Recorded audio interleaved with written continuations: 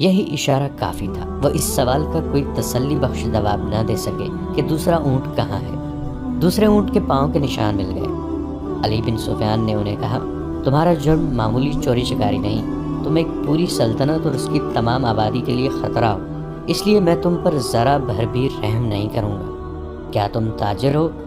ہاں، سب نے سر ہلا کے کہا، ہم تاجر ہیں جناب، ہم بے گناہ ہیں۔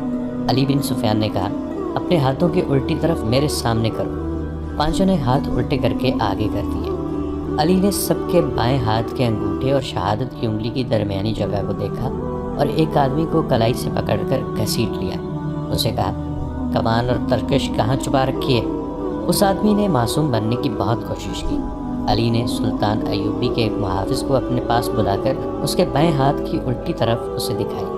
اس کے انگوٹھے کی الٹی طرف اس جگہ جہاں انگوٹھا ہتھیلی کے ساتھ ملتا ہے، یعنی جہاں جوڑ ہوتا ہے، وہاں ایک نشان تھا۔ ایسا نشان اس آدمی کے انگوٹھے کے جوڑ پر بھی تھا۔ علی نے اسے اپنے محافظ کے متعلق بتایا، یہ سلطان کا بہترین تیر انداز ہے اور یہ نشان اسی کا ثبوت ہے کہ یہ تیر انداز ہے۔ اس کے انگوٹھے کی الٹی طرف ایک مدھم سا نشان تھا جسے وہاں بار بار کوئی چیز رگڑی جاتی ہے۔ یہ تیروں کی رگڑ کے نشان تھے۔ تیر دائیں ہاتھ سے پکڑا جاتا ہے، کمان بائیں ہاتھ سے پکڑی جاتی ہے۔ تیر کا اگلا حصہ بائیں ہاتھ کے انگوٹھے پر ہوتا ہے اور جب تیر کمان سے نکلتا ہے تو انگوٹھے پر رگڑ کھا جاتا ہے۔ ایسا نشان ہر ایک تیر انداز کے ہاتھ پر ہوتا ہے۔ علی بن سفیان نے اسے کہا، ان پانچ میں تم اکیلے تیر انداز ہو، کمان اور ترکش کہاں ہے؟ پانچوں چپ رہے۔ علی نے ان پانچ میں سے ایک کو پکڑ کر محافظوں سے کہا، اس کو اس درخت کے ساتھ باندھ دو۔ اسے کھجور کے درخت کے ساتھ کھڑا کر کے باندھ دیا گیا۔ علی نے اپنے تیر انداز کے کان میں کچھ کہا۔ تیر انداز نے کندھے سے کمان اتار کر اس میں تیر رکھا اور درخت سے بندھے ہوئے آدمی کا نشانہ لے کر تیر چھوڑا۔ تیر اس آدمی کی دائیں آنکھ میں اتر گیا۔ وہ تڑپنے لگا۔ علی نے باقی چار سے کہا، تم میں کتنے ہیں جو صلیب کی خاطر اس طرح تڑپ تڑپ کر جان دینے کو تیار ہیں؟ اس کی طرف دیکھو۔ انہوں نے دیکھا، وہ آدمی چیخ رہا تھا، تڑپ رہا تھا اور اس کی آنکھ سے خون بری طرح بہہ رہا تھا۔ میں تم سب سے وعدہ کرتا ہوں، علی بن سفیان نے کہا، کہ باعزت طریقے سے تم سب کو سمندر پار بھیج دوں گا۔ دوسرے اونٹ پر کون گیا ہے؟ کہاں گیا ہے؟ تمہارا اپنا ایک کماندار ہمارا اونٹ ہم سے چھین کر لے گیا ہے، ایک آدمی نے کہا، اور ایک لڑکی بھی، علی بن سفیان نے کہا۔ تھوڑی ہی دیر بعد علی بن سفیان کے فن نے ان سے اعتراف کروا لیا کہ وہ کون ہیں اور کیا ہیں، مگر انہوں نے یہ جھوٹ بولا کہ لڑکی رات خیمے سے بھاگ گئی تھی اور اس نے بتایا کہ صلاح الدین ایوبی نے رات اسے اپنے خیمے میں رکھا تھا۔ اس نے شراب بھی رکھی تھی اور لڑکی کو بھی پلائی تھی اور لڑکی گھبراہٹ اور خوف کے عالم میں آئی تھی۔ اس کے تعاقب میں فخر المصری نام کا ایک کماندار آیا اور اس نے جب لڑکی کی باتیں سنی تو اسے ہمارے اونٹ پر بٹھا کر زبردستی لے گیا۔ انہوں نے وہ تمام بہتان علی بن سفیان کو سنائے جو لڑکی نے سلطان ایوبی پر لگائے تھے۔ علی نے مسکرا کر کہا، تم 5 تربیت یافتہ عسکری اور تیر انداز ہو، اور ایک آدمی تم سے لڑکی بھی لے گیا اور اونٹ بھی۔ اس نے انہی کی نشاندہی پر زمین میں دبائی ہوئی کمان اور ترکش بھی نکلوا لی۔ ان چاروں کو خیمہ گاہ میں بھجوا دیا گیا۔ 5واں آدمی تڑپ تڑپ کر مر چکا تھا۔ اونٹ کے پاؤں کے نشان صاف نظر آ رہے تھے۔ علی بن سفیان نے نہایت سرعت سے 10 سوار بلائے اور انہیں اپنی کمان میں لے کر اس طرف روانہ ہو گیا جدھر اونٹ گیا تھا۔ مگر اونٹ کی روانگی اور اس کے تعاقب میں علی بن سفیان کی روانگی میں 14-15 گھنٹوں کا فرق تھا۔ اونٹ تیز تھا اور اسے آرام کی بھی زیادہ ضرورت نہیں تھی۔ اونٹ پانی اور خوراک کے بغیر 6-7 دن تر و تازہ رہ سکتا ہے۔ اس کے مقابلے میں گھوڑوں کو راستے میں کئی بار آرام، پانی اور خوراک کی ضرورت تھی۔ ان عناصر نے تعاقب ناکام بنا دیا۔ اونٹ نے 14-15 گھنٹوں کا فرق پورا نہ ہونے دیا۔ فخر المصری نے تعاقب کے پیش نظر قیام بہت کم کیا تھا۔ علی بن سفیان کو راستے میں صرف ایک چیز ملی، یہ ایک تھیلا تھا۔ اس نے رک کر تھیلا اٹھایا، کھول کر دیکھا، اس میں کھانے پینے کی چیزیں تھیں۔ اس تھیلے میں ایک اور تھیلا تھا، اس میں بھی وہی چیزیں تھیں۔ علی بن سفیان کے سونگھنے کی تیز حس نے اسے بتا دیا کہ ان اشیاء میں حشیش ملی ہوئی ہے۔ راستے میں اسے 2 جگہ ایسے آثار ملے تھے جن سے پتہ چلتا تھا کہ یہاں اونٹ رکا ہے اور سوار یہاں بیٹھے ہیں۔ کھجوروں کی گٹھلیاں، پھلوں کے بیج اور چھلکے بھی بکھرے ہوئے تھے۔ تھیلے نے اسے شک میں ڈال دیا۔ اس کے ذہن میں یہ شک نہ آیا کہ فخر المصری کو حشیش کے نشے میں لڑکی اپنے محافظ کے طور پر ساتھ لے جا رہی ہے۔ تاہم اس نے تھیلا اپنے پاس رکھا، مگر تھیلے کی تلاشی اور قیام نے وقت ضائع کر دیا تھا۔ فخر المصری اور موبی منزل پر نہ بھی پہنچتے اور راستے میں پکڑے بھی جاتے تو کوئی فرق نہ پڑتا۔ سوڈانی لشکر میں ناجی، ادرش اور ان کے ساتھی جو زہر پھیلا چکے تھے وہ اثر کر گیا تھا۔ فاطمی خلافت کے وہ فوجی سربراہ جو برائے نام جرنیل اور دراصل حاکم بنے ہوئے تھے، سلطان صلاح الدین ایوبی کو ایک ناکام امیر اور بیکار حاکم ثابت کرنا چاہتے تھے۔ مسلمان حکمران حرم میں ان لڑکیوں کے اسیر ہو گئے تھے جن میں بیشتر عیسائی اور یہودی تھی۔ ان کے نام اسلامی تھے، حکومت کا کاروبار خود ساختہ افسر چلا رہے تھے، منمانی اور عیش و عشرت کر رہے تھے۔ وہ نہیں چاہتے تھے کہ صلاح الدین ایوبی جیسا کوئی مذہب پسند اور قوم پرست قائد قوم کو جگا دے اور حکمران اور سلطانوں کو حرم کی جنت سے باہر لا کر حقائق کی دنیا میں لے آئے۔ سلطان ایوبی کے پہلے مارکوں سے جو انہوں نے اپنے چچا شیرکوہ کی قیادت میں لڑے تھے، یہ لوگ جان چکے تھے کہ اگر یہ شخص اقتدار میں آ گیا تو اسلامی سلطنت کو مذہب اور اخلاقیات کی پابندیوں میں جکڑ لے گا۔ لہٰذا انہوں نے ہر وہ داؤ کھیلا جو سلطان ایوبی کو چاروں شانے چت گرا سکتا تھا۔ انہوں نے درپردہ صلیبیوں سے تعاون کیا اور ان کے جاسوسوں اور تخریب کاروں کے لیے زمین ہموار کی اور اسی کے راستے میں چٹانیں کھڑی کی۔ اگر نور الدین زنگی نہ ہوتے تو آج نہ صلاح الدین ایوبی کا تاریخ میں نام ہوتا، نہ آج نقشے پر اتنے زیادہ اسلامی ممالک نظر آتے۔ نور الدین زنگی رحمۃ اللہ علیہ نے ذرا سے اشارے پر بھی سلطان ایوبی رحم اللہ تعالی علیہ کو کمک اور مدد بھیجی۔ صلیبیوں نے مصری فوج کے سوڈانیوں کے بلاوے پر بحرہ روم سے حملہ کیا تو نور الدین زنگی نے اطلاع ملتے ہی خشکی پر صلیبیوں کی ایک مملکت پر حملہ کر کے ان کے اس لشکر کو مفلوج کر دیا جو مصر پر حملہ کرنے کے لیے جا رہا تھا۔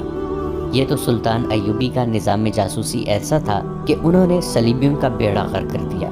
اب علی بن سفیان نے زنگی کی طرف برق رفتار قاصد یہ خبر دینے کے لیے دوڑا دیے کہ سوڈانیوں کی بغاوت کا خطرہ ہے اور ہماری فوج کم بھی ہے اور یہ فوج 2 حصوں میں بٹ بھی گئی ہے۔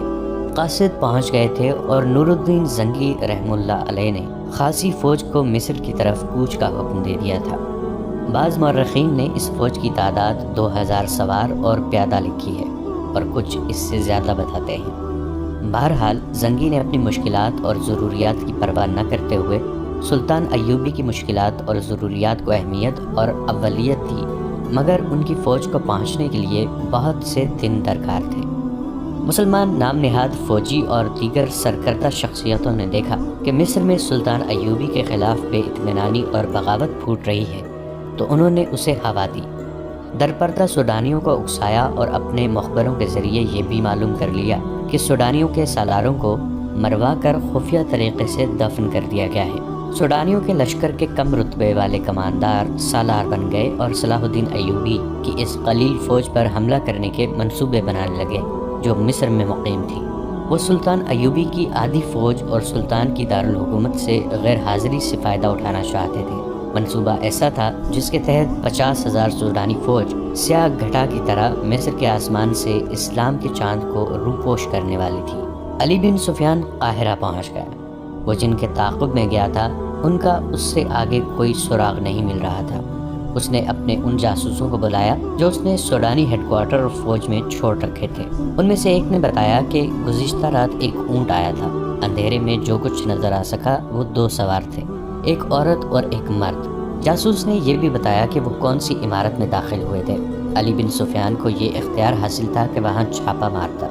سوڈانی فوج سلطنت اسلامیہ کی فوج تھی، کوئی آزاد فوج نہیں تھی، مگر علی نے اس خطرے کے پیش نظر چھاپا نہ مارا کہ یہ جلدی پر تیل کا کام کرے گا۔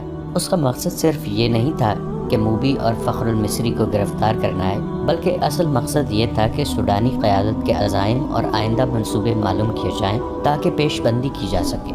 اس نے اپنے جاسوسوں کو نئی ہدایات جاری کی۔ جاسوسوں میں غیر مسلم لڑکیاں بھی تھیں جو عیسائی یا یہودی نہیں تھیں۔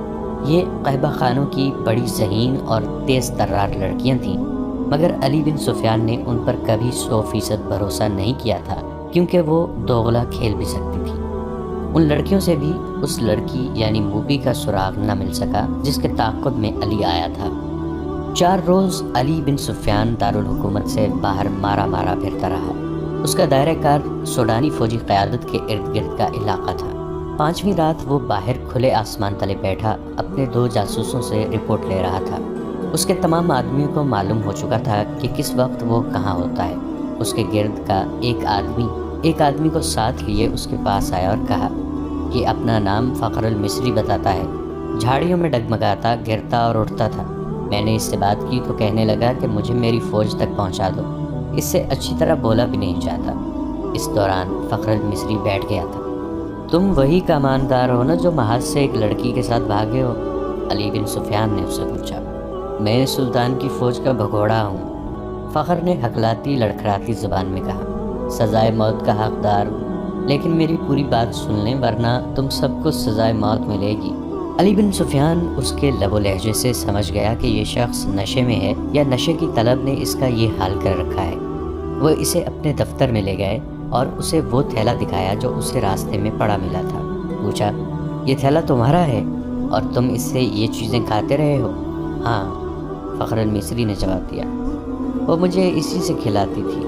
اس کے سامنے وہ تھیلا بھی پڑا تھا جو تھیلے کے اندر سے نکلا تھا۔ علی نے اس میں سے چیزیں نکال کر سامنے رکھ لی تھی۔ فخر نے یہ چیزیں دیکھیں تو جھپٹ کر مٹھائی کی قسم کا ایک ٹکڑا اٹھا لیا۔ علی نے جھپٹ کر اس کے ہاتھ پر اپنا ہاتھ رکھ دیا۔ فخر نے بےتابی سے کہا، خدا کے لیے مجھے یہ کھانے دو، میری جان اور روح اسی میں ہے۔ مگر علی نے اس سے وہ ٹکڑا چھین لیا اور اسے کہا، مجھے ساری واردات سناؤ، پھر یہ ساری چیزیں اٹھا لینا۔ فخر المصری نڈھال اور بے جان ہوا جا رہا تھا۔ علی بن سفیان نے اسے ایک سفوف کھلا دیا جو حشیش کا توڑ تھا۔ فخر نے اسے تمام تر واقعہ سنا دیا کہ وہ کیمپ سے لڑکی کے تعاقب میں کس طرح گیا تھا۔ تاجروں نے اسے قہوہ پلایا تھا جس کے اثر سے وہ کسی اور ہی دنیا میں جا پہنچا تھا۔ تاجروں یعنی صلیبی جاسوسوں نے اس سے جو باتیں کی تھیں وہ بھی اس نے بتائیں، اور پھر لڑکی کے ساتھ اس نے اونٹ پر جو سفر کیا تھا وہ اس طرح سنایا کہ وہ مسلسل چلتے رہے۔ اونٹ نے بڑی اچھی طرح ساتھ دیا۔ رات کو وہ تھوڑی دیر قیام کرتے تھے۔ لڑکی اسے کھانے کو دوسرے تھیلے میں سے چیزیں دیتی تھی۔ وہ اپنے آپ کو بادشاہ سمجھتا تھا۔ لڑکی نے اسے اپنی محبت کا یقین دلایا اور شادی کا وعدہ کیا تھا، اور یہ شرط رکھی تھی کہ وہ اسے سوڈانی کمانداروں کے پاس پہنچا دے۔ وہ راستے میں ہی لڑکی کو شادی کے بغیر بیوی بنانے کی کوشش کرتا رہا، لیکن لڑکی اسے اپنی باہوں میں لے کر پیار اور محبت میں ایسے ارادے اور خواہش کو مار دیتی۔ فخری نے محسوس تک نہ کیا کہ لڑکی اسے حشیش اور اپنے حسن و شباب کے قبضے میں لیے ہوئے ہے۔ تیسرے پڑاؤ میں جب انہوں نے کھانے پینے کے لیے اونٹ روکا تو تھیلا غائب پایا جو اونٹ کے دوڑنے سے کہیں گر پڑا تھا۔ لڑکی نے اس سے کہا کہ واپس چل کر تھیلا ڈھونڈ لیتے ہیں، لیکن فخر المصری نے کہا کہ وہ بھگوڑا فوجی ہے، خدشہ ہے کہ اس کا تعاقب ہو رہا ہوگا۔ لڑکی ضد کرنے لگی کہ تھیلا ضرور ڈھونڈیں گے۔ فخر نے اسے یقین دلایا کہ بھوکا مرنے کا کوئی خطرہ نہیں، راستے میں کسی آبادی سے کچھ لے لیں گے۔ مگر لڑکی آبادی کے قریب جانا نہیں چاہتی تھی، وہ کہتی تھی کہ واپس چلو۔ فخر المصری نے اسے زبردستی اونٹ پر بٹھا لیا اور اس کے پیچھے بیٹھ کر اونٹ کو اٹھایا اور دوڑا دیا۔ وہ سفر کی تیسری رات تھی۔ اگلی شام وہ شہر سے باہر سوڈانیوں کے ایک کماندار کے ہاں پہنچے، مگر فخر المصری اپنے سر کے اندر ایسی بے چینی محسوس کرنے لگا جیسے کھوپڑی میں کیڑے رینگ رہے ہوں۔ آہستہ آہستہ وہ حقیقی دنیا میں آ گیا۔ وہ سمجھ نہ سکا کہ یہ حشیش نہ ملنے کا اثر ہے۔ اس کی تصوراتی بادشاہی اور ذہن میں بسائی ہوئی جنت تھیلے میں کہیں ریگزار میں گر گئی تھی۔ لڑکی نے اس کے سامنے کماندار کو صلیبیوں کا پیغام دیا اور اسے بغاوت پر اکسایا۔ فخر پاس بیٹھا سنتا رہا اور اس کے ذہن میں کیڑے بڑے ہو کر تیزی سے رینگنے لگے۔ نشہ اتر چکا تھا۔ اسے یاد آنے لگا کہ وہ محاذ سے بھاگ آیا ہے۔ لڑکی یعنی موبی کو یہی خوش فہمی ہوگی کہ فخر پر نشہ طاری ہے، چنانچہ اس نے بے خوف کماندار سے یہ بھی کہہ دیا کہ سلطان ایوبی اور علی بن سفیان کے درمیان یہ غلط فہمی پیدا کرنی ہے کہ وہ ظاہری طور پر نیک بنے پھرتے ہیں مگر عورت اور شراب کے دل دادا ہیں۔ ان کی اس طویل گفتگو میں بغاوت کی باتیں بھی ہوئیں۔ اس وقت تک فخر المصری پوری طرح بیدار ہو چکا تھا، لیکن سر کے اندر کی بے چینی اسے بہت پریشان کر رہی تھی۔ لڑکی نے کماندار سے کہا کہ اگر بغاوت کرنی ہے تو وقت ضائع نہ کرے، سلطان ایوبی محاذ پر ہے اور الجھا ہوا ہے۔ لڑکی نے یہ جھوٹ بولا کہ صلیبی 3-4 دنوں بعد دوسرا حملہ کرنے والے ہیں۔ سلطان ایوبی کو یہاں سے بھی فوج محاذ پر بلانی پڑے گی۔ کماندار نے لڑکی کو بتایا کہ 6-7 دنوں تک سوڈانی لشکر یہاں کی فوج پر حملہ کر دے گا۔ فخر یہ ساری گفتگو سنتا رہا۔ آدھی رات کے بعد اسے الگ کمرے میں بھیج دیا گیا جہاں اس کے سونے کا انتظام تھا۔ لڑکی اور کماندار دوسرے کمرے میں رہے۔ درمیان میں دروازہ تھا جو بند کر دیا گیا۔ اسے نیند نہیں آ رہی تھی۔ اس نے دروازے کے ساتھ کان لگائے تو اسے ہنسی کی آوازیں سنائی دی۔ پھر لڑکی کے یہ الفاظ سنائی دیے، اسے حشیش کے زور پر جہاں تک لائی ہوں اور اس کی محبوبہ بنی رہی ہوں، مجھے ایک محافظ کی ضرورت تھی۔ حشیش کا تھیلا راستے میں گر پڑا ہے، اگر صبح اسے خوراک نہ ملی تو یہ پریشان کرے گا۔ اس کے بعد فخر نے دوسرے کمرے سے جو آوازیں سنی وہ اسے صاف بتا رہی تھی کہ شراب پی جا رہی ہے اور بدکاری ہو رہی ہے۔ بہت دیر بعد اسے کماندار کی آواز سنائی دی، یہ آدمی اب ہمارے لیے بیکار ہے، اسے قید میں ڈال دیتے ہیں یا ختم کرا دیتے ہیں۔ لڑکی نے اس کی تائید کی۔ فخر المصری پوری طرح بیدار ہو گیا اور وہاں سے نکل بھاگنے کی سوچنے لگا۔ رات کا پچھلا پہر تھا، وہ اس کمرے سے نکلا، اس کا دماغ ساتھ نہیں دے رہا تھا۔ کبھی تو دماغ صاف ہو جاتا مگر زیادہ دیر معاف رہتا۔ صبح کی روشنی پھیلنے تک وہ خطرے سے دور نکل گیا تھا۔ اب اسے دوہرے تعاقب کا خطرہ تھا، دونوں طرف اسے موت نظر آ رہی تھی۔ اپنی فوج کے ہاتھوں گرفتار ہو جاتا تو بھی مجرم تھا، اور اگر سوڈانی پکڑ لیتے تو فوراً قتل کر دیتے۔ وہ دن بھر فرعونوں کے کھنڈروں میں چھپا رہا۔